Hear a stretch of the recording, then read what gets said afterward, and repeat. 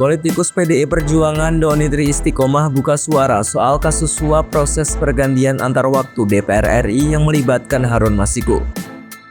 Doni menilai kasus suap itu terjadi karena adanya kekosongan hukum atau celah dalam Undang-Undang Pemilu dan Peraturan KPU.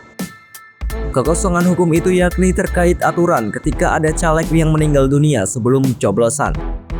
Dalam peraturan itu termuat bahwa suara caleg yang meninggal dunia sebelum pencoblosan akan dialihkan menjadi suara partai.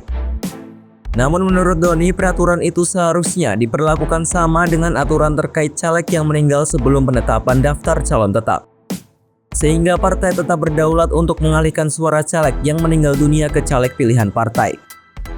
Seharusnya ketika ada caleg yang meninggal dunia sebelum pencoblosan, seharusnya berlaku sama seperti caleg yang meninggal dunia sebelum penetapan daftar calon tetap atau DCT, yaitu partai tetap berdaulat atau berwenang untuk mereplace atau mengganti caleg yang meninggal dunia.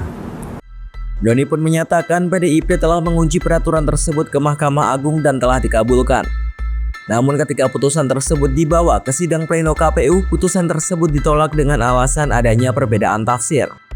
Doni menyebut putusan yang telah dikabulkan MA itu seharusnya diperlakukan serta-merta atau peraturan yang harus dipatuhi oleh KPU.